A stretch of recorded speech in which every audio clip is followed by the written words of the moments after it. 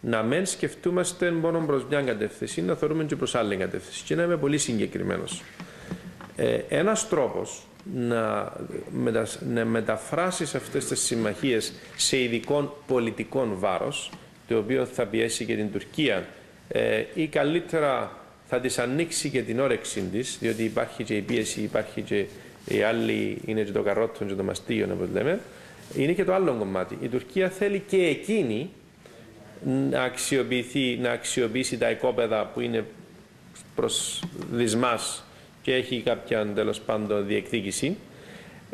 Επίσης θέλει να μπει και τούτη μέσα στον ενεργειακό χάρτη. Προσπάθησε να φέρει το αγωγό από τις πρώην Σοβιετικές Δημοκρατίες και το project δεν ξέρω αν θα προχωρήσει, δεν μπαίνει ακόμα στον ενεργειακό χάρτη.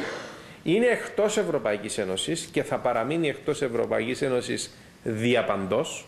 Αυτή είναι η δική μου εκτίμηση. Δεν πρόκειται να μπει στην Ευρωπαϊκή Ένωση. Άρα, για να έχει έναν ρόλο στην περιοχή, τον οποίο προσπαθεί να διεκδικήσει με την ανάμειξη στη Μεσογείο, στην ευρύτερη Ανατολική Μεσόγειο, πρέπει να εμπλακεί σε αυτό το παιχνίδι που λέγεται ενέργεια. Και αν δεν θα εμπλακεί με το πετρέλαιο άλλων, θα πρέπει να εμπλακεί και με το πετρέλαιο είτε το δικό της, είτε το κάνει το δικό μας. Και δεν είναι τυχαία που προσπαθεί να πείσει συγκεκριμένους διπλωμάτες να μας πείσουν να κάνουμε το LNG Plus στην Τουρκία και τέτοια πράγματα. Άρα η Τουρκία άρχισε και σκέφτεται το Plan B. Συνεπώς δεν θα πρέπει και εμείς να χτίσουμε μια κουρτίνα μπροστά μας ολοκόκκινη που να λέμε εφόσον βρούμε ένα σωστό πλαίσιο επίλυσης του Κυπριακού που έχω πει ισχυρή νομοσπονδία να μην μπορεί να σπάσει κτλ.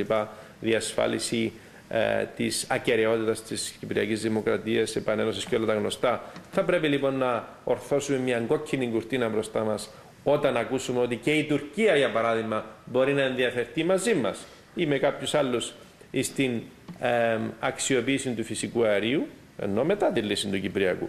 Διότι αν τους εμπλέξουμε και τούτους μέσα και περάσει μια σωλήνα και πάει, για παράδειγμα, μέσω Τουρκίας προς βορρά, δεν χάνουμε και τίποτε.